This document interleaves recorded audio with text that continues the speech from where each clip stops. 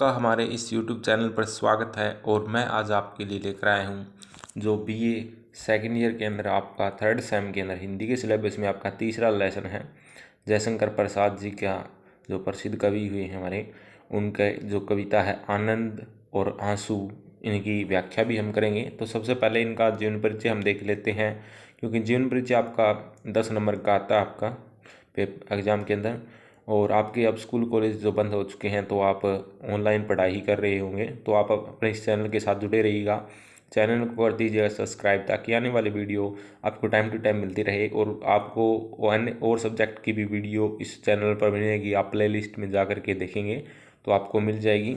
और कोई टेंशन लेने की ज़रूरत नहीं है, कोई बात नहीं है, ऑनलाइन हो या ऑफलाइन हो एग्ज़ाम कैसे भी हो, लेकिन आपको अपनी एक तैयारी रखनी चाहिए। ठीक है, एक स्टूडेंट है ना, उसको मतलब अपनी पूरी प्रिपरेशन होनी चाहिए, चाहे वो आपको टीचर है ना चाहिए आपको छत पे उठा के पेपर दे दे, भाई अपनी तैयारी होनी चाहिए। ठीक है जी, ऑनलाइन लो जी ऑफलाइन लो, ठीक है, आपको पढ़ना है। देख टाइम तो ऐसा ही चल रहा है कि कभी लॉकडाउन लग रहा है, मतलब स्कूल कॉलेज बंद किए जा रहे हैं, बाकी तो सिस्टम चल रहा है, लेकिन स्कूल कॉलेज पहले बंद किए जा रहे हैं। सरकार का रवैया है मतलब शिक्षा व्यवस्था को ख़त्म करने का, मतलब किस प्रकार का रवैया है, चलो उन बातों को हम छोड़ते हैं और बिल्कुल टेंशन फ्री होकर के अपने पढ़ते हैं। कोई दिक्कत नहीं है, मतलब पढ़ते रहो अपने, ठीक है, ज़िंदगी में कामयाब जरूर होगी, बस पढ़ते रहो बिल्कुल खुले माइंड के साथ, कोई दिक्कत नहीं है। तो चलिएगा हम बात करते हैं यहाँ कवि जयशंकर प्रसाद जी के जीवन परिचय के बारे में।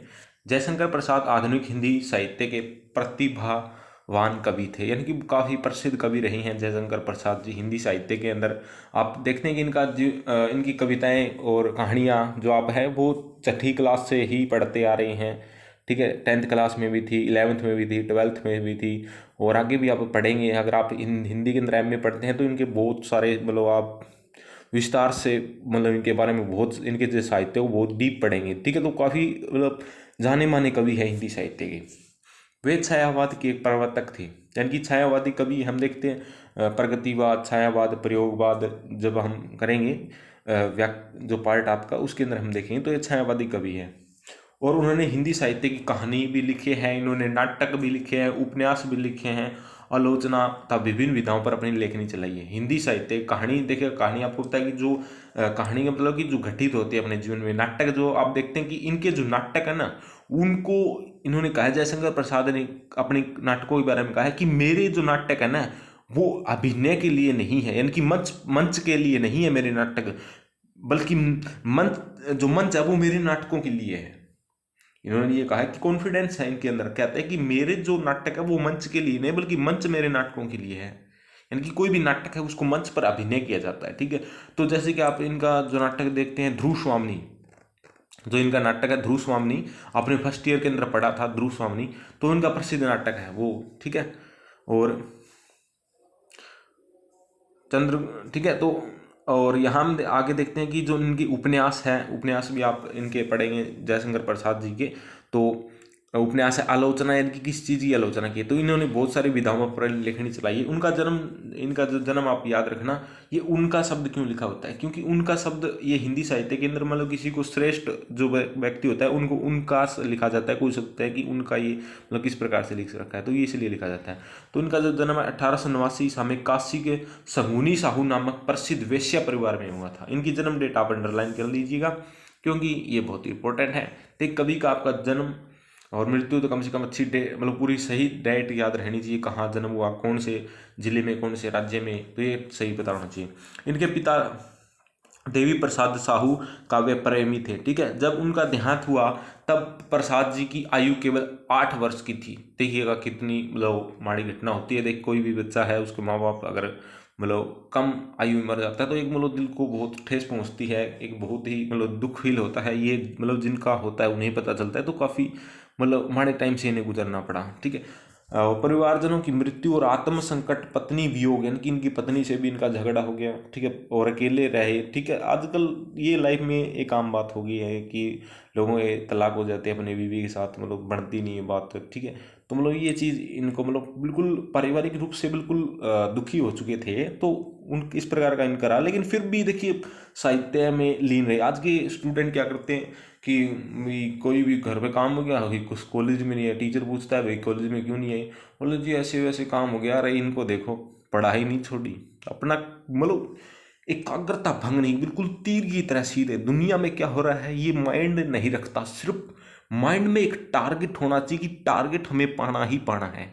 ठीक है, माइंड में इनके टारगेट था भी हमें कुछ करना है, कुछ भी हो चाहे दुनिया की उल्ट पुल्ट हो जाए, लेकिन अपना टारगेट है ना सीधा है बिल्कुल, कोई दिक्कत नहीं। मतलब कुछ भी हो, दुनिया भाड़ में जाए, ठीक है, मतलब कुछ भी कहे लोग आपके बारे में, सिर्फ आप मेहनत करो, अपनी लगन से अपने टारगेट पर फोकस हो, इधर उधर की बातें छोड़ के सिर्फ अपने टारगेट पे रहो। इस प्रकार का ये हमें प्रेरणा देते हैं इनके जीवन परिचय से। देखिए किसी की भी जीवन परिचय कहानी पढ़ते हैं ना, तो वो कहानी के इसलिए नहीं पढ़ते कि हमारे सिलेबस में है, बस पढ़ ली, सिलेबस में आए, पेपर में लिख दी, हिंदी में अच्छे नंबर आ गए, इसलिए नहीं है।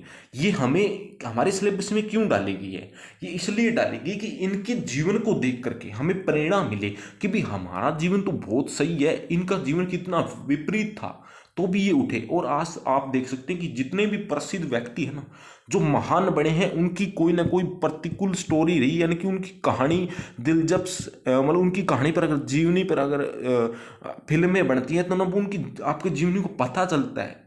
फिल्मों का किसी व्यक्ति के ऊपर जीवन पर फिल्म बनाई जाती है तो वो इसी लोगों को प्रेरणा देने के लिए बनाई जाती है, ताकि उन्हें पता चले कि भी हर एक, आप जो सोचते हैं ना कि भी जो अमीर लोग होते हैं या जो एक्टर हैं, जो बड़े बड़े करोड़पति लोग हैं, वो कितना आराम से जीवन जी रहे, सभी का ऐसा ही चलता है।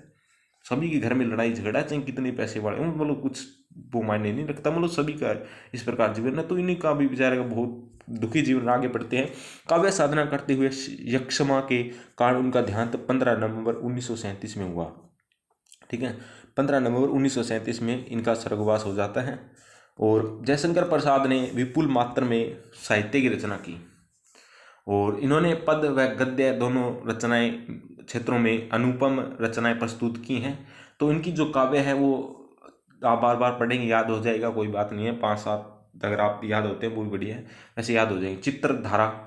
चित्रधार, कानन कुसुम, झरना, लहर, प्रेम पथिक, आंसू, कामियनी इनकी है। और नाटक जो है चंद्रगुप्त, स्कंदगुप्त, अजातशत्रु, जनमेजय का नागयज्ञ, ध्रुव स्वामिनी, आपने फर्स्ट ईयर में बिल्कुल पहले ही जब आप आए थे बीए फर्स्ट ईयर में तभी आपने पढ़ा है, ध्रुव स्वामिनी, करुणालय, कामना, कल्याणी, परिणय, प्रायश्चित, सज्जन, राज्यश्री, विशाख और एक घूंट इनके जो नाटक हैं। ठीक है, और कहानी इन्होंने लिखी है छाया, प्रतिध्वनि, इंद्रजाल, आकाशदीप, आंधी इनकी जो कहानी है। उपन्यास है इनका कंकाल, तितली, इरावती। तो ये नेट के एग्जाम में भी पूछे जाते हैं भाई, इनको थोड़ा सा अच्छी तरीके से याद कर लीजिएगा। और अगर आप हिंदी के अंदर मतलब एमए करना चाहते हैं उसके बाद नेट जेआरएफ करेंगे तो उसके अंदर काफ़ी बार ये पूछा गया है इनके उपन्यास कहानियाँ के बारे में, क्योंकि एक प्रसिद्ध व्यक्ति होता है ना उनके पूछ लिया जाता है वहाँ। ठीक है, तो ये आपके लिए बहुत इंपॉर्टेंट है। वैसे भी 1 नंबर में आपके पूछा जा सकता है सीधा पेपर में, आप बीए में हैं तो साहित्यिक पर विशेषताएं अगर इनकी बात करें तो जयशंकर प्रसाद जी ने हिंदी साहित्य को एक नई दिशा दी और हिंदी की प्रत्येक विधा को समृद्ध किया। प्रसाद जी का योगदान समुच्च महत्वपूर्ण था। प्रसाद जी द्वारा रचित साहित्य की प्रमुख विशेषता निम्नलिखित है। सौंदर्य चित्रण, यानी कि किसी भी चीज का बिल्कुल सौंदर्य वर्णन करना, यानी कि कोई चीज कितनी सुंदर है, प्रेम, इन सब चीजों का। जैसे कहते हैं कि प्रसाद जी मूलतः प्रेम और सौंदर्य के कवि थे। सौंदर्य के प्रति उनकी आसक्ति अनेक रूपों में काव्य में उभर कर आई है। उनका सौंदर्य भावना के 3 रूप उभर कर सामने आए हैं। स्वदेश प्रेम, यानी कि अपने देश से प्रेम करने की जो भावना है, प्रसाद जी स्वयं स्वदेश प्रेम और स्वदेश के सौंदर्य के अछूते चित्रों के रूप में व्यक्त हुआ है। संपूर्ण भारत उनके लिए सौंदर्य का भंडार है। भारत की प्राकृतिक सौंदर्य पर मुग्ध होकर कवि ने भावविभोर होकर देश के सौंदर्य का चित्रण किया है। चंद्रगुप्त नाटक का अमर गीत, अरुणा यह मधुमेह देश हमारा, जहाँ पहुँचे अनजान क्षितिज को मिलता कूल किनारा, यानी कि हमारा देश भारत बहुत मान है।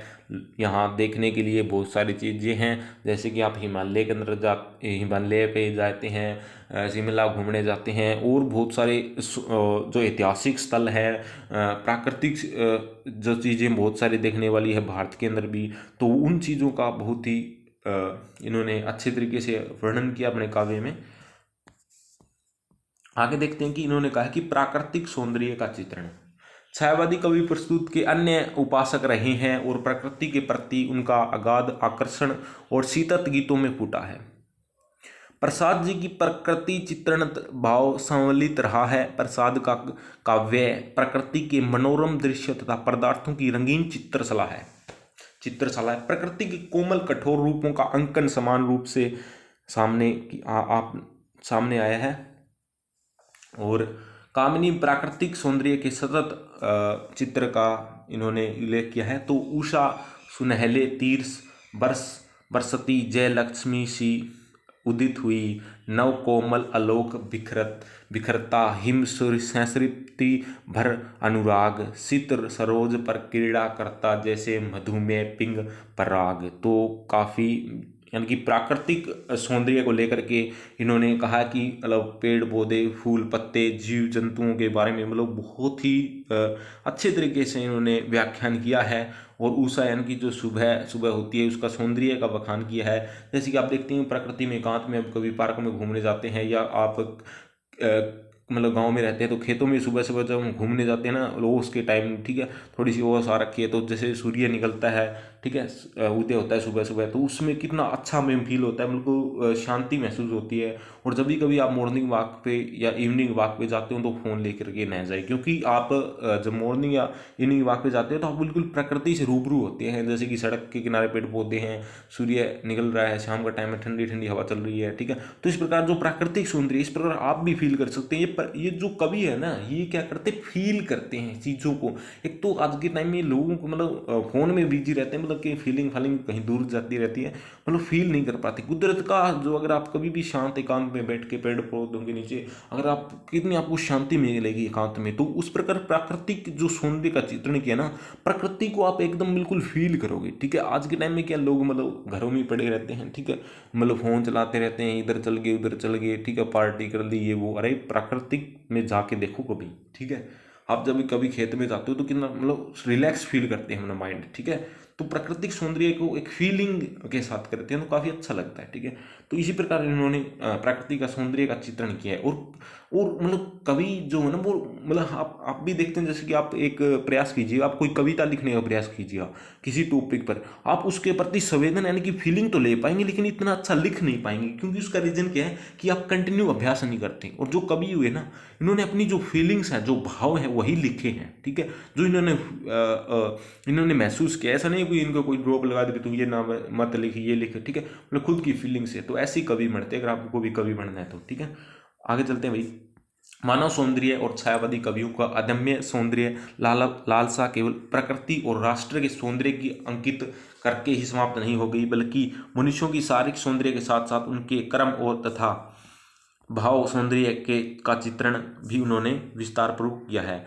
आंसू जो इनकी आंसू खंड काव्य में अपनी प्रियसा के सौंदर्य का चित्रण करते हुए कवि पर लिखते हैं मानव सौंदर्य, जैसे कि क्या लिखते हैं देखिएगा। चंचला स्नान कर आवे चंद्रिका परव में जैसे, उसका पावन तन की शोभा आलोक मधुर थी ऐसे। यानी कि इनकी जो पत्नी वगैरह है, मतलब कोई भी जो स्त्री निकल स्नान करने के बाद कहते हैं कि वो काफ़ी उनका मतलब कोई भी व्यक्ति है जब स्नान करता है उसके बाद उसका चेहरा निखर आता है, तो उसी प्रकार कहते हैं कि वो उसकी जो पत्नी है वो जैसे ही स्नान करके आती हैं तो काफ़ी उन्हें अच्छी लगती है। तो उसका वर्णन इन्होंने इस पैरे में किया है। आगे इन्होंने कर रखा है कि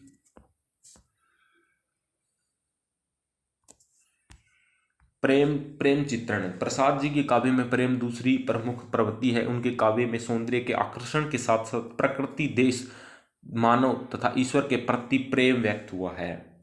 प्रकृति प्रेम यानी कि प्रकृति के छायावादी कवि का मन चाहा शरण स्थल प्रकृति का ही रहा है। प्रकृति को मानवीय रूप में देखने और उससे प्यार करने का उनके काव्य में मुख्य रूप से अंकित है। प्रकृति को प्रसाद जी ने अपने काव्य की पृष्ठभूमि न मानकर सहचरी माना है, उसका सजीव चित्रण किया है। कोलाहल में भरी उस दुनिया से भागकर कवि प्रकृति की गोद में शरण लेना चाहता है, इसलिए कवि लिखता है, ले चल मुझे बुलवा देकर मेरे नाविक धीरे धीरे तज कोलाहल की अवनी रे। तो ये इन्होंने कहा कि प्रकृति का कितना अच्छा इन्होंने कहा है, चित्रण किया है कि ले चल मुझे बुलावे देकर मेरे नाविक धीरे धीरे, ठीक है। इनकी बहुत सारी प्रकृति के चित्रण पेड़ पौधों का इन्होंने सजीव चित्रण किया है। आगे हम देखते हैं कि देश प्रेम, यानी कि देश के प्रसाद जी की उत्कृष्ट देश प्रेम उनकी देशभक्ति भावना और रचनाओं में झलकता है। देश की परंपराओं, इतिहास, संस्कृति में अटूट आस्था होने के कारण उन्होंने देश प्रेम में अनेक गीत लिखे। उनका अमर गीत है हिमद्री तुंग सरंग से परबद सुध भारती स्वयं प्रभा समुज्ज्वला स्वतंत्रता पुकारती। तो इनका ये देश प्रेम से रिलेटेड है। उसके बाद में ये बात करते हैं कि मानव प्रेम, यानी कि मानव से प्रेम करना चाहिए। प्रसाद जी उदार विचारों के आध्यात्मिक व्यक्ति थे, ना मानव मात्र से प्रेम उनके काव्य का गुण है। प्रेम के आदर्श रूप को आंसू कामिनी और प्रेम पथिक में देखा जा सकता है। कोमल, कवि का कोमल हृदय किसी भी दुखी मनुष्य को देखकर पिघल जाता है। आप लिखते हैं, जल उठा स्नेह दीपक सा नवनीत हृदय था मेरा, अवशेष धूम रेखा सा चित्रित कर रहा अंधेरा। क्या बात है। तो इस प्रकार इन्होंने ये आप पैरा यूं का यूं याद करके लिख सकते हैं। तो आगे भी देखते हैं कि ईश्वर प्रेम, छायावादी कवि रहस्यवादी भी है और प्रकृति से प्रभु के दर्शन करते हैं। प्रसाद जी के काव्य में रहस्यवादी तत्व पर्याप्त मात्रा में पाए जाते हैं। जिज्ञासा, प्रेम, विरह, मिलन के सोपानों से गुजरने वाली ईश्वर प्रेम की भावना का कवि ने वर्णन किया है। कवि ईश्वर के अस्तित्व के विषय में जिज्ञासा व्यक्त करते हुए कहता है, हे अनंत रमणीय कौन तुम, यह मैं कैसे कह सकता, कैसा कैसे हो, क्या हो, इसका तो भार विचार न सह सकता। प्रेम और सौंदर्य के साथ साथ प्रसाद जी के काव्य में विश्व बंधुत्व, स्वसर्जन, हिताय तथा व्यापक मानवतावाद से ओतप्रोत रचनाएं भी हैं। प्रसाद जी मूलतः आंतरिक अनुभूतियों के कवि हैं, परंतु इसका अर्थ यह नहीं है कि उनका काव्य समकालीन हलचलों की को अनदेखा करता है। प्रसाद जी की कविता मानव में ईश्वर और ईश्वर में मानव को देखती है। तो इनकी आगे देखते हैं कि भाषा शैली किस प्रकार की है। तो कई बार भाषा शैली आ जाती है 4 नंबर में, तो ये भी आप देखना कि भाषा शैली परिष्कृत, स्वाभाविक, तत्सम, शब्दावली प्रधान एवं सरस है। छोटे छोटे पदों पर गंभीर भाव भर देने और उनमें संगीत लय का विधान करना उनकी शैली का प्रमुख विशेषता है। भाषा की कोमलता, यानी कि भाषा इनकी कोमल है। और बात करते हैं कि प्रसाद जी ने अपनी कविता में भाषा की कोमलता पर विशेष ध्यान दिया। खड़ी बोली में रचित आत्मकथ्य में कोमल शब्दों के प्रयोग की अधिकता है। यह मधुर कर्णप्रिय है, जिसके अरुण कपोलों की मतावली सुंदर छाया ने अनुरागिणी उषा लेती थी निज सुहाग मुदमाया में। तो इनकी जो भाषा शैली है वो काफ़ी अच्छी है, कोमल है। और भाषा की लाक्षणिकता प्रसाद जी के काव्य की महत्वपूर्ण विशेषता है। इसके द्वारा कवि ने अपने सूक्ष्म भावों को सहजता प्रकट किया है। सुनकर क्या तुम भला करोगे मेरी भोली आत्मकथा, अभी से मैं भी नहीं थकी सोई है मेरी मौन अवस्था। प्रतीकात्मकता कवि ने, तो आगे हम देखते हैं कि प्रतीकात्मकता, कवि अपनी कविता में प्रतीकात्मकता अधिकता से प्रयोग किया है। उन्होंने प्रकृति जगत से मधु गुनगुना कर कह जाता कौन कहानी है, अपनी मुरझा कर गिर रही पत्तियां देखो कितनी आज घनी। तो इन्होंने इस प्रकार जो प्रतीकात्मकता का प्रयोग किया। चित्रात्मकता भी है इनके काव्य में। और जैसे कहते हैं कि मधुप अनुरूप भंवरा है जो गुणगान कर भावों को प्रकट करता है।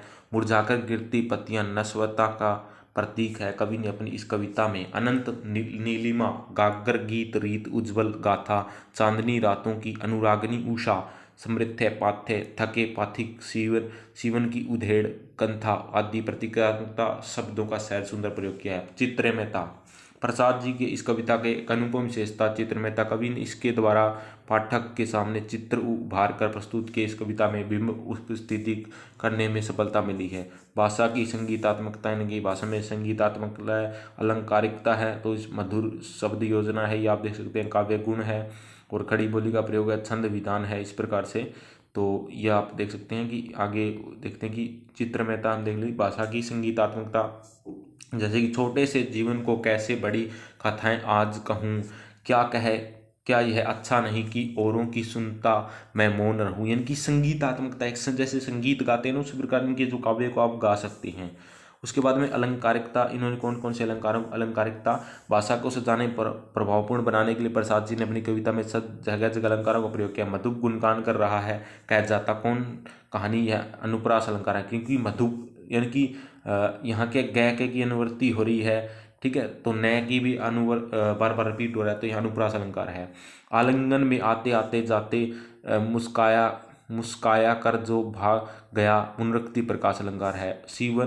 सीवन को उधेड़ कर देखेगा क्या मेरी कंथा की, तो ये क्वेश्चन मार्क लग रहा है, तो ये प्रश्न अलंकार है।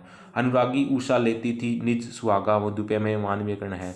मधुर शब्द योजना, कवि के शब्दों के अंतरात्मा की सूक्ष्म पहचान, जो शब्दों को ठीक लगता है उसी कवि ने प्रयोग किया है। उसकी समृद्धि पाथे बनी है, थके पंथिक की पंथा की, सीवन को उधेड़ कर देखोगी क्या मेरी कंथा की। तो इस प्रकार से आगे देखिए काव्य गुण, देश प्रेम की रचनाओं में ओज गुण प्रधान शब्दावली, श्रृंगार रस प्रधान रचनाओं के माधुर्य गुण से युक्त शब्दावली, सामान्यतः प्रसाद गणयुक्त शब्दावली का प्रयोग किया गया है। सब चित्रों की सुंदर योजना प्रसाद जी ने रचनाओं में रहती है। रसवादी होने के कारण उनकी रचनाओं में सभी रसों का परिपूर्ण परिपाक देखा जा सकता है। प्रसाद जी की रचनाओं में अलंकारों का स्वाभाविक प्रयोग हुआ है। खड़ी बोली का प्रयोग, शुद्ध साहित्य खड़ी बोली का प्रमाणिक रूप उनकी कविता में मिलता है। उनकी काव्य भाषा कहीं पर भी सरल, कहीं पर भी क्लिष्ट और तत्सम शब्दावली प्रदान है। स्वाभाविक एवं प्रभाव उनकी भाषा की विशेषता है। भाषा भावानुकूल है, इसलिए तत्सम शब्द भी स्वाभाविक लगते हैं। उनकी भाषा में गुण वाक्य प्राय सूत्रों के समान प्रतीत होते हैं, यानी कि खड़ी बोली का सीधा प्रयोग है। छंद विधान, छंद की दृष्टि से प्रसाद जी की प्रारंभिक रचनाएं घनाक्षरी छंद में थी। प्रेम पथिक में उन्होंने अतुकांत छंदों का अपनाया है। आंसू में उन्होंने लोकप्रिय छंद को प्रयोग किया है। कामनी में उन्होंने तांटक और पादुलुक में रूपमाला और सार्थ हरोल्ला आदि छंदों का प्रयोग किया है। अंग्रेजी के सोनेट और बंगला के त्रिपदी पायरे जैसे छंदों का भी प्रयोग उन्होंने किया है। तो इनकी रस योजना आप देख लेते हैं किस प्रकार से है। रस योजना, प्रसाद जी ने अपने काव्य में रस को सुंदर योजना है और आंसू उनका सफल विरह काव्य है। इसमें कवि ने आलंबन, उद्दीपन, अनुभव और संचारी भावों का सुंदर योजना प्रस्तुत किया। आंसू में रस की योजना, स्थायी भाव, मादकता थी मोहमाई थी मन बहलाने की क्रीड़ा, अब हृदय हिला देती है वह मधुर प्रेम की पीड़ा। उद्दीपन, जो घनीभूत पीड़ा थी मस्तक में समृद्धि सी छाई, दुर्दिन में आंसू बनकर वह आज बरसने आई। तो इस प्रकार से इन्होंने कर रखा है। और उसके बाद इन्होंने अलंकार, जो इनकी योजना है, कौन कौन से अलंकार एग्जाम्पल दे रखे हैं कि जो अलंकार प्रसाद जी के काव्य में अलंकारों का सहज स्वाभाविक प्रयोग हुआ है। उनके काव्य में शब्दावली अलंकारों अर्थात अलंकारों का प्रयोग मिलता है। प्रसाद जी ने श्लेष, रूपक, उपमा, उत्प्रेक्षा, विश्लेषण, विपर्य, मानवीयकरण आदि अलंकारों का सबल प्रयोग किया है। अनुप्रास में कोमल कपोल, पाली में सीधी सादी कोमल रेखा, उत्प्रेक्षा खिला हो जो बिजली का फूल, मेघवन बीच गुलाबी रंग, मानवीकरण में बीती भी भारी जगरी, अंबरपन घट में डूब रही तारा सी तारा घट उषा नागरी। संगीतात्मकता का भी प्रयोग है इनके काव्य में। संगीतात्मकता इनके काव्य के प्रमुख स्वर है और संगीत का स्वर लहरी पद पद पर झलकती है। कामिनी, आंसू, लहर, झरना आदि कविताएं यानी कि इनको गाया जा सकता है। तो इस प्रकार उसके बाद में आनंद शरद का जो अगले वीडियो लेक्चर में हम सार पढ़ेंगे और व्याख्या भी करेंगे। इस वीडियो लेक्चर में इतना ही, धन्यवाद।